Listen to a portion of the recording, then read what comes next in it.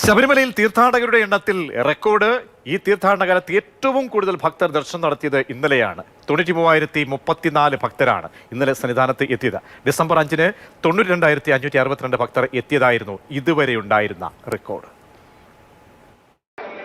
സന്നിധാനത്ത് ഇന്നും വലിയ തോതിൽ ഭക്തജനങ്ങൾ എത്തുന്നുണ്ട്. വലിയ തിരക്കാണ് അനുഭവപ്പെടുന്നത്. പമ്പയിൽ ഉൾപ്പെടെ വലിയ തിരക്ക് അനുഭവപ്പെടുന്നുണ്ട് എന്നുള്ളതാണ് നമുക്ക് അറിയാൻ സാധിക്കുന്നത്. എന്തായാലും ഇന്നലത്തെ കണക്ക് പരിശോധിച്ചാൽ ഈ തീർത്ഥാടന കാലത്തെ ഏറ്റവും കൂടുതൽ ഭക്തരെത്തിയിരിക്കുന്നത് ഇന്നലെയാണ്. 93,034 ഭക്തരാണ് ഇന്നലെ മാത്രം ദർശനം നടത്തിയത്.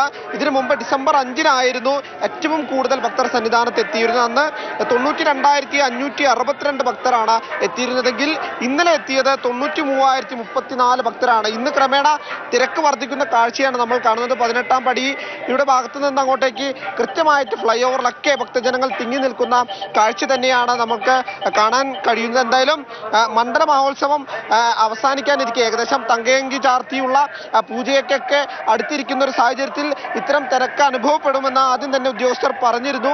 അതിന്റെ ഭാഗമായിട്ട് തന്നെ കൃത്യമായ വ്യവസ്ഥയോടുകൂടി കൃത്യമായ സംവിധാനത്തോടു കൂടി തിരക്ക് നിയന്ത്രിക്കാൻ വേണ്ട എല്ലാ സംവിധാനങ്ങളും ഒരുക്കിയിട്ടുണ്ട് എന്നുള്ളതാണ് അറിയിച്ചിരിക്കുന്നത്. എങ്ങനെയാണ് തിരക്കുണ്ടായിരുന്നു? ഇന്നലെ ഒരു 6 മണിക്കൂറോളം അത്രേ ഉള്ളൂ. പമ്പയിലാണോ തിരക്ക്? അല്ല, മരക്കൂട്ടം കഴിഞ്ഞിട്ട്. ഏകദേശം എത്ര മണിക്കൂറോളം നിന്ന്? ഞാൻ ഒരു 6-7 മണിക്കൂറോളം പോകുന്നുണ്ട്. അത് ചരംകുത്തിയുടെ അവിടെ നിന്നും പിന്നെ ഇവിടെ സന്നിധാനത്താണ് കൂടുതൽ നമുക്ക് തിരക്ക് അനുഭവപ്പെട്ടത്. നടപ്പന്തലാണ്. നടപ്പന്തലിലാണ് നമുക്ക് കൂടുതൽ റഷ് ഉണ്ടായിരുന്നു. റഷ്